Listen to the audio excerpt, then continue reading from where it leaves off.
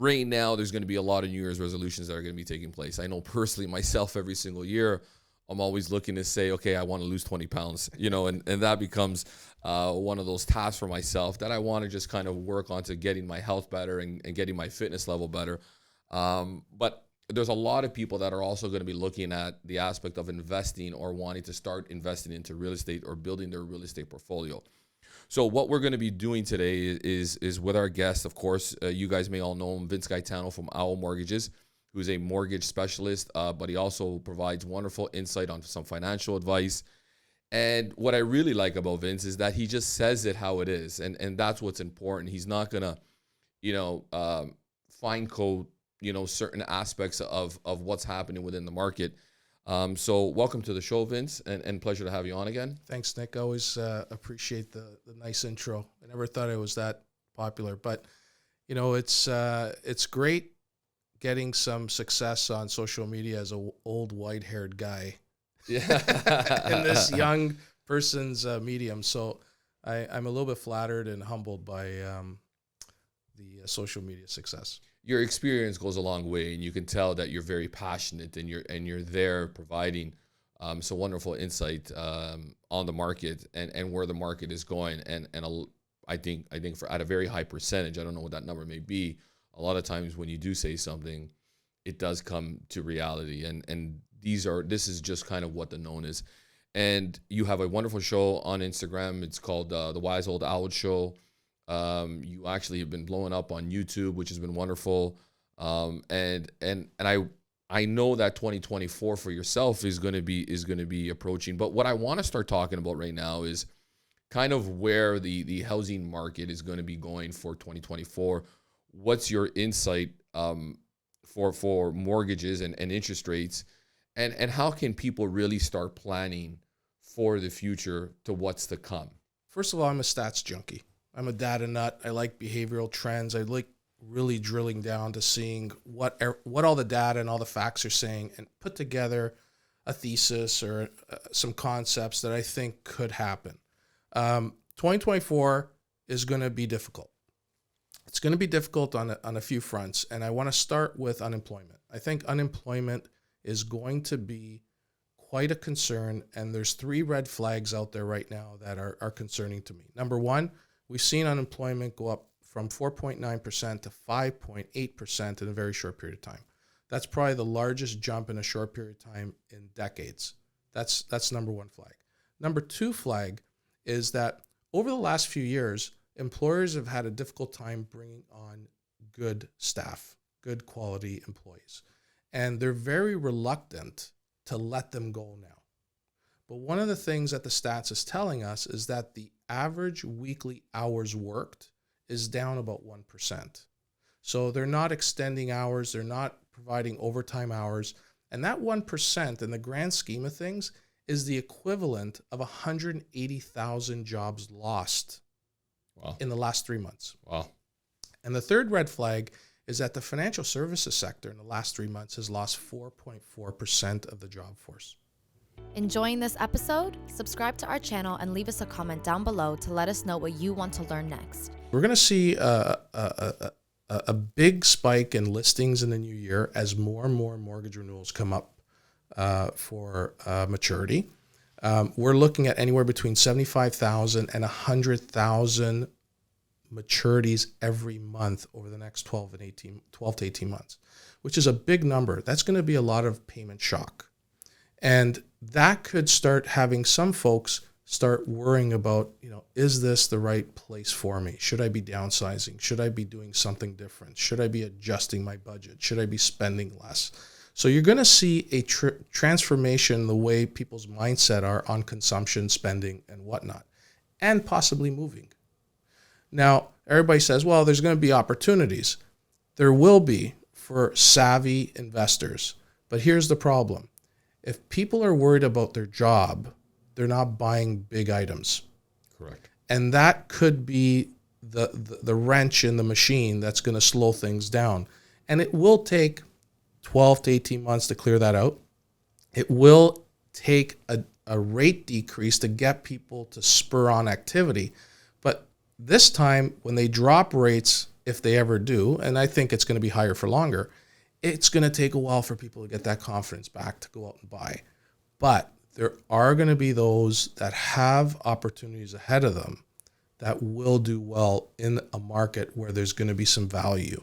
And those are what professional realtors, professional finance people are looking for, is value, because nothing's penciling out right now on an investment side. So there's not a lot of deals per se, but I think there will be more in the coming year. Yeah, and the big stat that I think we should be looking at here is unemployment for sure. And as unemployment starts to rise and people don't generate their income, at the end they can't pay their mortgages. And when they can't pay their mortgages, you're going to get this big surge of supply that comes to the market. And in our business, it's all about supply and demand. Yeah. And when we've lost a big chunk of our marketplace, right? We've lost investors. We lost speculators for sure. Gen Zs and millennials right now can't afford, the unaffordability is very real. And I believe that the approval process for them is that much more difficult, because as these young, inspiring entrepreneurs or people that are in the workforce, when they start out within their jobs, they're not really making a lot of income, right? So it's hard for them to get approved on these mortgages. So what does that leave you with, right? It leaves you with the end user, which is maybe 20% of our market or 30% of our market. There's a big chunk there. Now, when we talk about the mortgage renewals that are going to be coming up for 2024, we're talking about 30% of mortgages that are currently funded by the banks right now are going to be coming out to market. That's a big number. I think that number we're looking at is about $186 billion worth of finances that are going to be having to renew. And we talked about payment shock, and that payment shock is going to kick in for a big chunk of those people, right? I'm not saying that, and Canadians are resilient for sure. They're going to be able to kind of, get through the process and find ways to actually pay those mortgages down by cutting back on certain expenses or costs that were associated prior to into good markets. But now at this point in time, maybe they're going to sell some of their toys, their boats, their Porsches, whatever that may be. But the point of that matter is that there are going to be those that can't afford to make those payments, and that's going to be a big chunk of those 30% renewals. You said how many mortgages per month are coming out for 75,000? 75,000. So how many of those people are actually not going to be able to make those payments and going to have to relinquish their properties and put them up for sale? Well, Canadians are resilient. Yeah. Right? Canadians do pay their mortgages. Our delinquency rate is still relatively low. I think it's at 0.16%, 16 basis points. Concern should be around 30, 35 basis points. So we're at less than half of that. But I think it's going to put strain on people. If there's a double income household and somebody loses their job, that's a big problem, right? It's a challenge. Yeah, it's a challenge. And EI only goes so far. And when you have kids and you got dependents that are relying on you, it just puts a lot of strain on people. But, you talked earlier at the top of the show that everybody has a New Year's resolution. They want to lose weight. I think people should start reducing their debt by 15, 20%. I think that should start being the goal. Because if you have less debt, you become less of a slave to the lenders and to your debt. And I think that's something people got to start thinking about. Maybe getting rid of that tax-free savings account that really isn't doing anything for you. What are you really saving? If you're not making anything on it, what are you saving? Use that money to pay down your debt. If you have other investments that aren't really performing for you, cash them out, pay down your debt. If you could lower your debt level and get to zero as fast as you can, nobody owns you. You don't have any stress. You don't have any anxiety about rates and all that stuff. And, I'm almost talking myself out of business, but the reality is when you owe less, you're in control. Right. And that's got to be the 2024 resolution, is to try to minimize your debt load. So that way, when rates do go up and down, you're not impacted as much. And I think if people could get into that mindset and focus on good debt, which is debt on investments that make you a return, build your wealth, instead of bad debt, which is used for personal use. I think people got to start shifting that mindset and working through a budget, a plan, a strategy to get them further ahead. Canadian consumer debt is really quite high. The ratio on that is around 180%. 180% on that, and I think it's in the trillions of dollars in regards to that. And I think through the G7 right now, Canadians are at the top of the list in regards to consumer debt. And that is a big problem. And that is because people have overused their credit, whether through their credit cards or through lines of credits. They got these high-end vehicles that they're driving right now that they really can't afford to be driving. Price of gas has gone up. The consumer price index is definitely shot up and increased in value, where the cost of goods are now very expensive. Things sooner or later will have to break. So my question is to you, what can people start doing for 2024 to start preparing themselves within that market so that they cannot be in a financial situation where they have to now give up their house to the banks on a foreclosure or a distress sale? Well, I think it comes down to understanding what's going in and what's coming in and what's going out of your budget, right? I think it's become too easy to consume today. All you got to do is tap.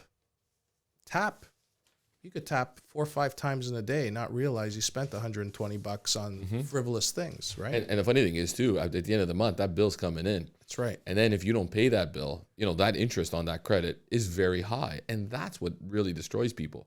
I know for myself personally, at the end of every month, if I use that tap, it's getting paid off. And one of the things I tell people is, listen, you could be very innovative and you could be using all the technology that's helping you make life easier, but do this for yourself. Print out the last 3 to 6 bank statements and credit card statements in hard copy. Because usually when you're looking at your transactions, you're only seeing 4 or 5 at a time on your phone. You're not seeing the whole month. Yep. You got to scroll, right? And you're really only visualizing 5 or 6 at a time. Print those statements. Look at what you're spending money on. And believe me, you could find a lot of stuff in there that probably you don't need, right? So and that are probably fixed. Exactly. Right? They're fixed expenses. Subscriptions, memberships. I always chuckle. January, everybody joins the gym. By March, nobody's going anymore. But the payment's still going through every month. Right. So people have to start taking a bit more responsibility and respect the money you earn. Don't give it away. Don't spend it frivolously. You work hard for it. Get as much out of it as you can. So start looking at those statements. Start looking at what is a need and what is a want, and just focus on what you need, because that's the first step. Because you can find $300, $400, $500. Call your auto and home insurance company and say, listen, I need a break. Increase the deductible, increase lower coverage. Find out if you really need everything you have. You might save a few $100. These are all things you have to do in a proactive manner to help keep more of your money in your pocket, to help you pay for the increase in interest rates that's coming on that renewal, on that maturity date, which you better start preparing for. And for the folks with variable rates that had static payments, you're going to adjust at maturity too. So not only are you going to see a rate increase, you're going to see a payment increase to take in all the negative amortization that's been piling up for the last few years. So these are all things people got to do, and you got to be creative. Find part-time jobs if you can. Rent out a basement if you have the ability to convert. Now that the bylaws are in place for you to do so, look at the opportunities that are out there to help you increase your income and lower your expenses. If you look at the new rates today, the average is about, and we're going to talk about a big chunk of the population, the average is about 60% of the income that they produce is going to go towards their mortgage payment every single year, which I think average household income right now is about $120,000 combined income between husband and wife, right? So it leaves you with 40%. And after, you're really not being able to save, especially when you got all these interest that you're paying every single month on these line of credits, on these credit cards and stuff like that. What's your opinion on the best option for somebody to start consolidating their debts? Would you recommend to maybe speak to a financial advisor like yourself or a mortgage specialist who can maybe, if that renewal is coming up, maybe increase slightly, that mortgage that they have on their home, take an extra $30,000, pay off all that credit card debt, pay off that line of credit, have that clean balance. I know you're going to have a little bit of a higher mortgage on it, but at least it's that one mortgage payment that's going to come out every single month, and it helps you manage a little bit better. Would you recommend something like that? Well, Nick, I think there's going to be a balance that people have to figure out between cash flow and interest cost. And the next 12 to 18 months could very well be a cash flow crunch. So people should be lining up all their debts, finding out what their payment obligations are, and is there a way to minimize that so they could get through the next 12 to 18 months. They may spend a little bit more on interest, but if you can reduce the cash flow to get you through the hump and see to it that you get to the next 18 months, that may be the plan. But you should sit down with somebody. There are great budgeting apps out there. There's a ton of them. And none of them come to mind because I don't want to be an advertiser. I don't want to advertise any of them. But if people need help with this stuff, reach out to a mortgage professional. You can call my office. I'd be happy to help you out. But there are opportunities for people to limit their cash flow or improve their cash flow by doing some type of refinance, restructuring, I call it. Yeah. Because the interest rates are still relatively high to what they've been paying before.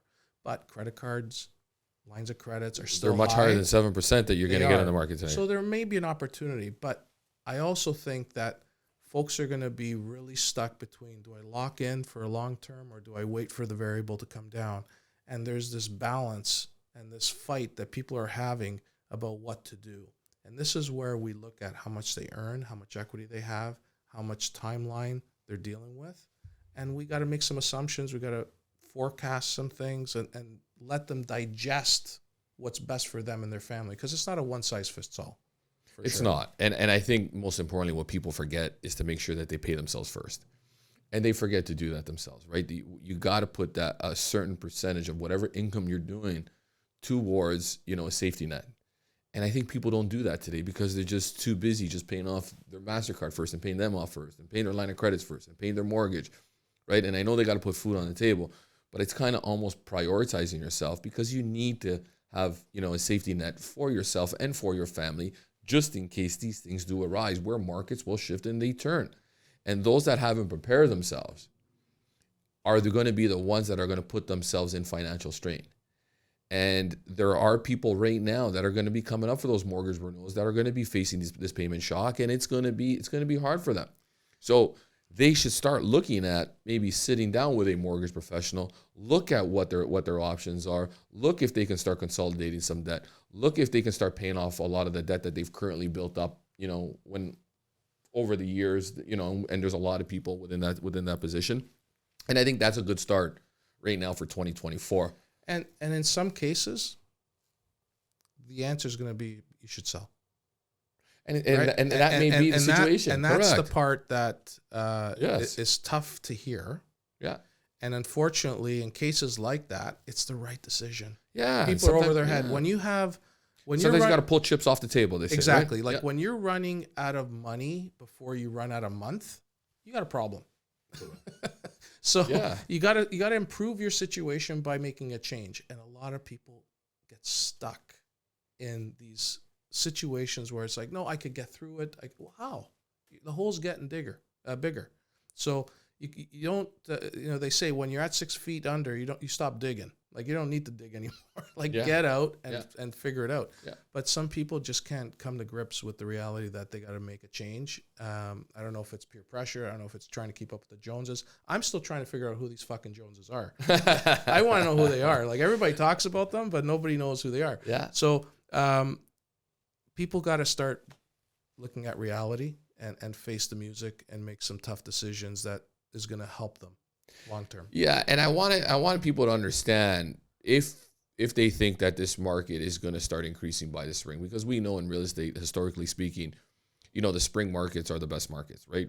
And most of the time when we're going to see increases that take place in the housing market itself, values majority of the time have gone up through the spring market, and they probably set the precedence for the entire year of what's going to take place after that.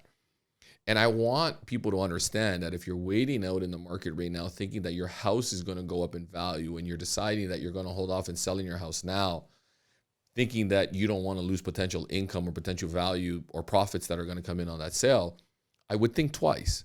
The spring market is not going to really entail big increases in value, and we can see further drops in the real estate market. And that depends on areas, of course, too, right? I agree with that, but I read something the other day. It said nobody knows how this race is going to end up because it's all invisible horses, being the data. Nobody knows what's going to happen. But Agreed. what I will say is this: Agreed. if you're in need of a home, what the spring market could provide you is choice, and you may not have to settle for something that maybe you kind of have to give up much on your list of priorities. Correct. You might have the option now to pick and choose what works best. If it's a long-term play, and I think we're going to run into a situation where the length of time people are in homes is going to be longer than it used to be. Mm-hmm. I think people are going to settle. They're going to have a longer tenure in a home as opposed to the last few decades. Mm-hmm. I think I have some stats on those numbers. Yeah, and I think what's going to happen is people are going to have choice, and they're going to buy a home that's going to work for them, and it may go down next year, but they're in the right home. And then it's a decision on, do I lock in? Do I get a short-term rate? So I wait till rates settle and then maybe lock in at a different time. But, this is where the variable is starting to make a comeback. The variable's been shit on the last few years because it's been moving up, but the Bank of Canada has made it clear that we're probably at the top end. Okay, Right. I think it's fair to say And for years, mortgage specialists have been saying, stay on the variable, stay on the variable, Yes. stay on the variable. it stings right now because at 7.2 retail prime, you're still in the sixes if you're off a prime on that variable rate. But that variable does give you the option to lock in. So if things start settling down, and we're seeing the fixed rates move down a little bit because the 5-year bond market has been moving down. So we are seeing some movement afoot. It's like that hesitant barber not cutting as much off your head as he wants. The banks are like that. They're very hesitant on, they're cautious barbers. They do Right. not want to cut everything all at once. They want to be very patient.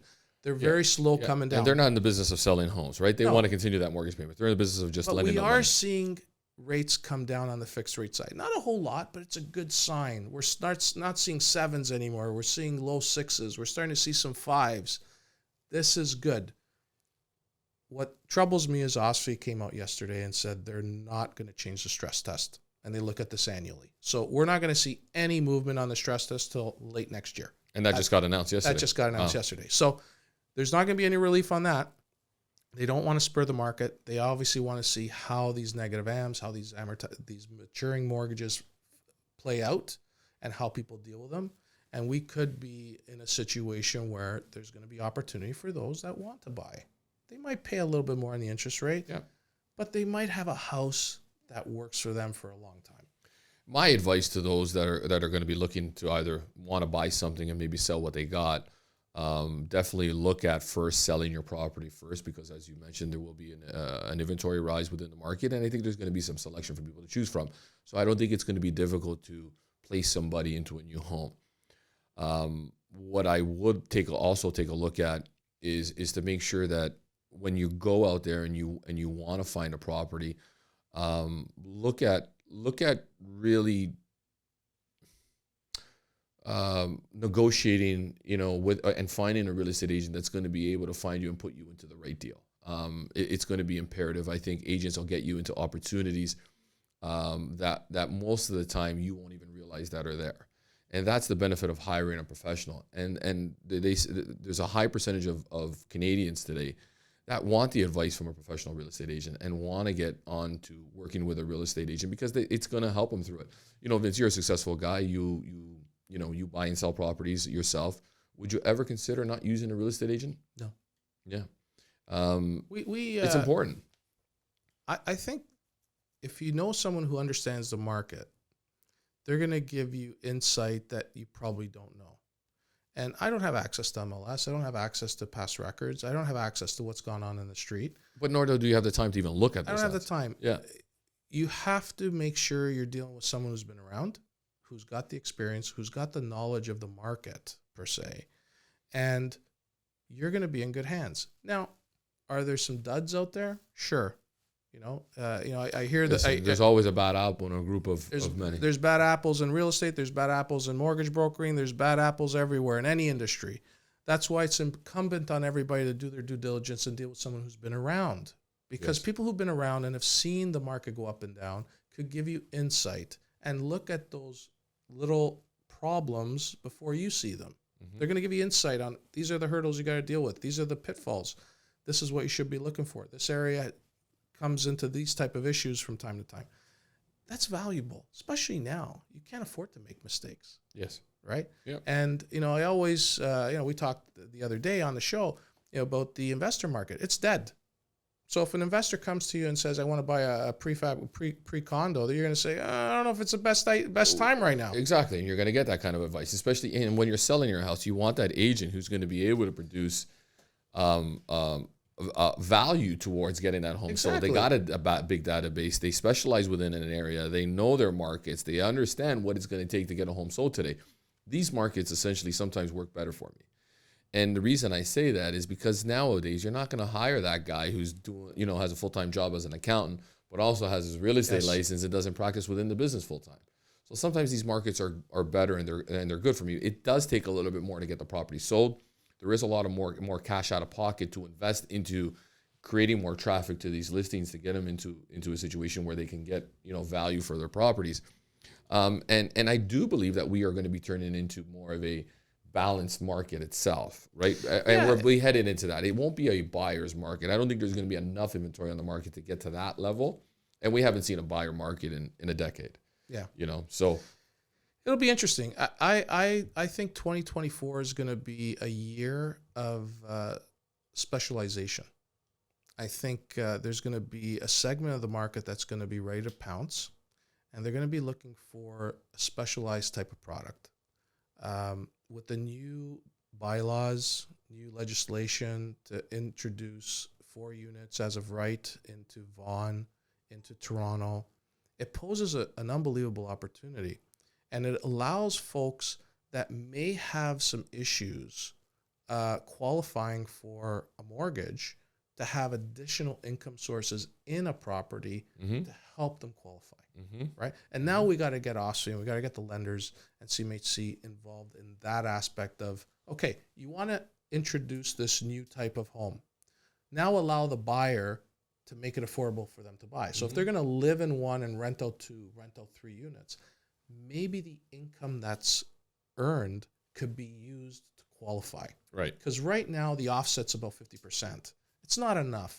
Why is it only 50%? If there's a lack of units that are out there to be rented, why would you only use 50%?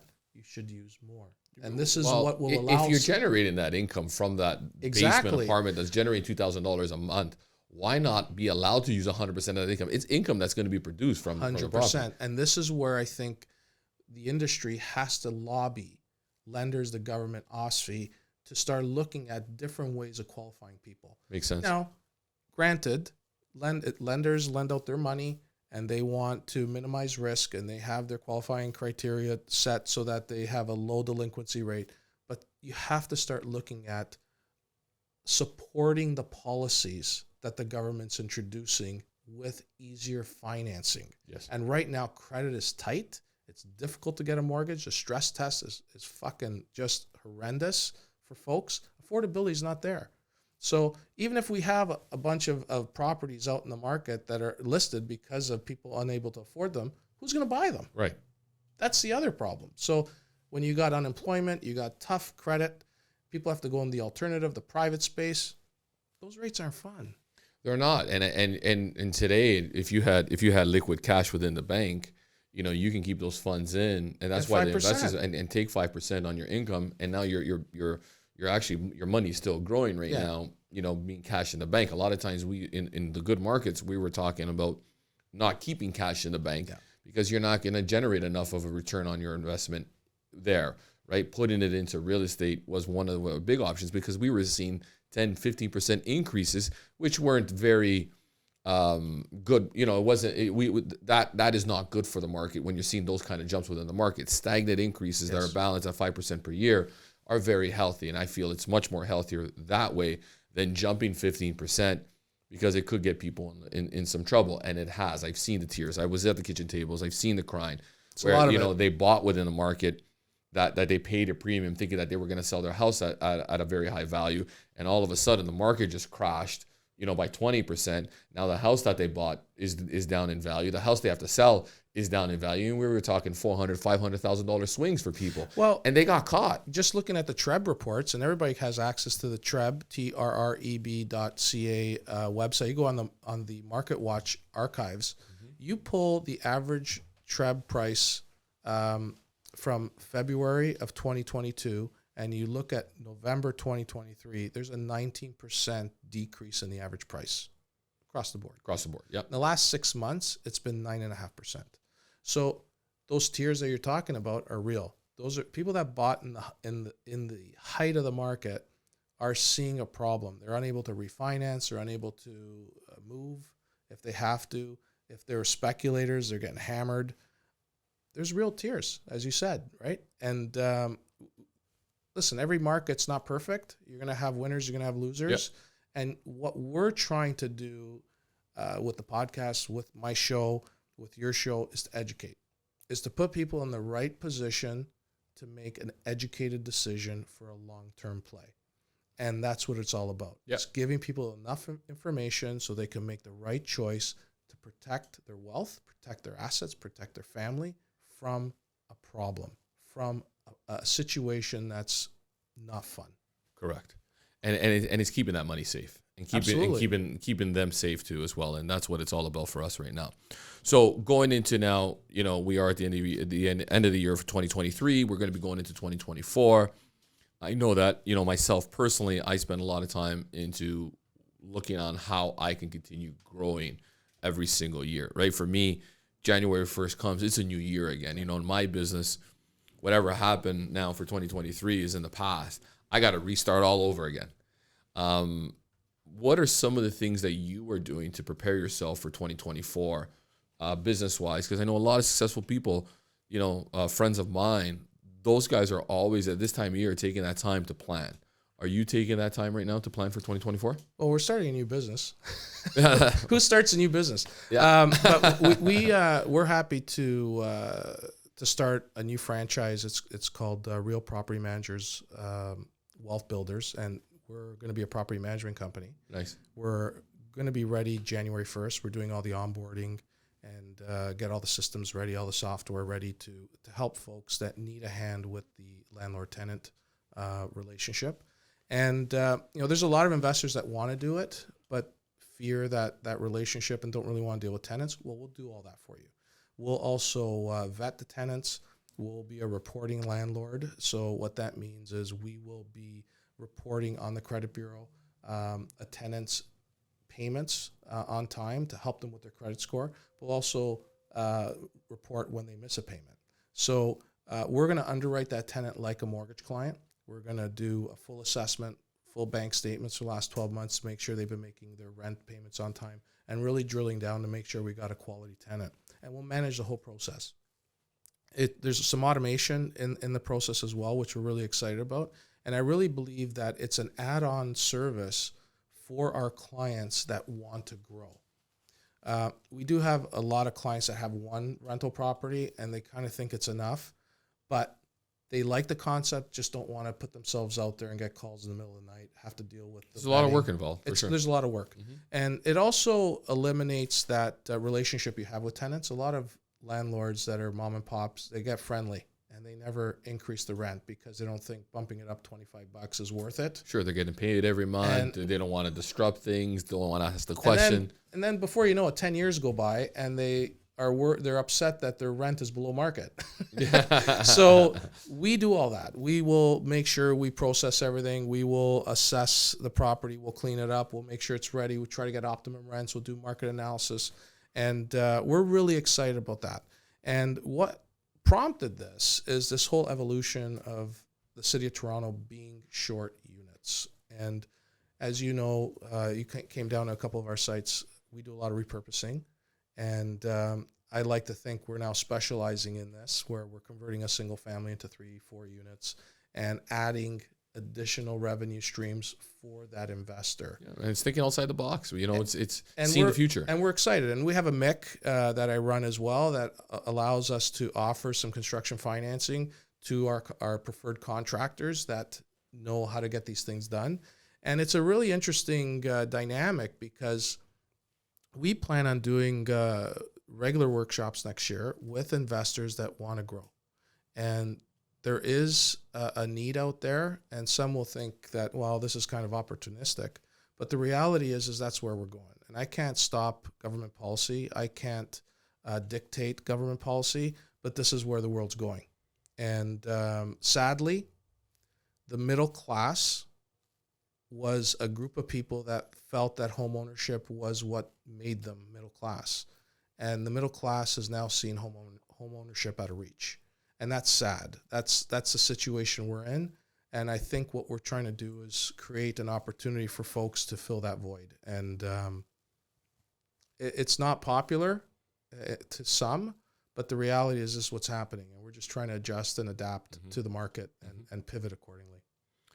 What would you advise for the young mortgage agent who didn't have a good 2023? As the market turns, it's hard to get approvals. It's hard to find that client. It's hard to build on the relationships today. Is there any advice that you would give somebody who's inspiring to become a top professional mortgage advisor to start planning now for 2024 in these difficult markets? Well, experience is going to drive the market. And if you're new, I think you should find a mentor. I think you should take the chips off the table and realize that experience, knowledge is going to get you further ahead. And you might have to take a back seat for a year or two and learn under somebody who has all the tools. And in business, you have to do that. Sometimes you got to take 5 steps back to make 10 steps forward. Exactly. Yeah. So you can't be a one-trick pony anymore. Like the A business is so tight right now, nothing's getting approved. So what do you know about the alternative space? What do you know about the private space? Do you have a full stable of private lenders that can help and make sure they're fair? Because there's a lot of private lenders that gouge. And as a aspiring mortgage broker, if you're gouging your client, it's a one and done. You're only going to see that client once, right? Like we're known, and I get criticized by... And no business will survive on that. No business will survive. You're in business for the long term, for the long run. We do private mortgages for almost nothing, okay? Like people laugh at us when we charge our fees because the reality is I'm not going to kick somebody when they're down. I know that if we treat people with respect and dignity and price it right, they're going to come back when they need to refinance. Yep. Because we're only doing it because we know there's an exit strategy and there is a rehabilitation plan and a graduation plan down the road. And we give them the tools to get there. And that's what a lot of these new folks, even on the real estate side, are missing. They're missing that knowledge. They're missing that experience. They're missing that guidance from someone who knows the market. Yeah, and it's imperative. And they always believe that they know better than the guy who's been around. Right. And that's where they make mistakes. We clean up a lot of messes. We clean a lot of messes. Yeah. We're exhausted this year with all these messes. I'm happy to say 2023 was better than 2022 as far as units, volume. We're dealing with more and more clients, and it's because they're looking for expertise, they're looking for experience, they're looking for people that know what they're doing. And in these markets, people will look for that. And I talked about it earlier on the show. My number has actually increased from 2022, believe it or not. And we are in a down market, one of the worst markets I've seen in some time. And the reason is that somebody's going to want to start dealing with somebody who's experienced and who has the education and the funds to actually put behind that particular listing, because it's not zero. It does cost you something to take on work. There's staging involved, photography involved, touch-ups involved. Nowadays we do with a pre-owned certified program where we actually get the home inspected. Like there's so much value that we're going to do to provide for that buyer to give them a peace of mind and on their product that it's not cheap. But it does create value. There is a lot that goes into selling a home, and our marketing campaigns are far bigger than majority of the realtors out there right now because they don't have the pockets to do that stuff. Look at social media today. Why do we do this podcast? Why are we always constantly promoting ourselves on all social media platforms? Because it's getting the word out there. And the worst thing you can do as a real estate agent is not promote a property that's for sale. We want everybody to understand that when we have a house for sale, we want all consumers that are looking in the marketplace to really see this home if it's within their budget and location and the size of home that they're looking for. So there's a lot that goes into it. And that's what we are looking for in our plans for 2024 is how do we connect to, those 30% of mortgage renewals that are going to come up that may be in some financial strain. How do we get their attention? And from the back end, using social media as a wonderful platform, we feel that we can engage with our audience and our center of influence, just by asking if they're okay. How is their financial situation? Do they need any financial advice? Do they need any real estate advice? Making sure that, those talks are happening, that we can start helping them plan in advance so that they're not going to get into a situation where they're getting a phone call from a bank that they're going to have to put up their house, under power of sale. Nobody wants to have that letter that comes in or that phone call, right? And you know what, so Nick? That's what we're trying to do right now for 2024. And the expertise and the knowledge is powerful. And I'll give you one example. We had a case where a couple we dealt with 5 years ago came up for renewal, payment shock. Spouse is on mat leave. Mat leave's now 18 months. So you went from a double income, no kids, to one income, 3 mouths to feed. Mm-hmm. Okay? Good equity position, but still, you got one less income. Mm-hmm. EI only pays so much. Right. Okay? So we looked at where the property was located. It was near a Subway. Bungalow. They had an empty basement. We called Nick and Rob. Let's get a basement unit priced out. Mm-hmm. Put a little second mortgage on. Guess what? They're now getting $2,300 a month for a one bedroom by Subway. Sure. All of a sudden, we created an opportunity. Cost about $65,000. We did it right. It's very, very well appointed. Good lighting, egress windows. So it's possible. And these are the solutions that within 4 or 5 months, we were able to create an income stream that's given them a hand. Okay? Which is amazing. And these are the things that are available when you deal with someone who's got experience, who's done it before, who's able to tap into their resources to get things done quickly. And these are stories that I think are going to be more common with folks that have that wide net and network. And people are going to be seeking these type of solutions in 2024 and beyond because things will get more expensive, both on the lending side and with inflation. And I just want to clarify too, the reason why you're going to get them a second mortgage on it, because that second mortgage will come with a little bit higher interest rates, but it's short term. You're providing a short term solution, because what majority of people will do, and what I'm sure you will advise, is that once you finish that basement and you put a separate entrance and now it's a basement apartment and you're generating $2,200 a month, you just increase the value of that property. Correct. So when that mortgage actually comes up for refinancing, you can then go get, enough money from your A lender or your first mortgagee so that you can pay off the second mortgagee. You've consolidated back into one mortgage. Now you're generating that $2,200 a month, which is going to go help pay towards that first mortgage. Correct. And you just put yourself from a bad situation back into a good situation. In this particular case, we're actually waiting for the wife to go back to work, because once she goes back to work, her income will go up.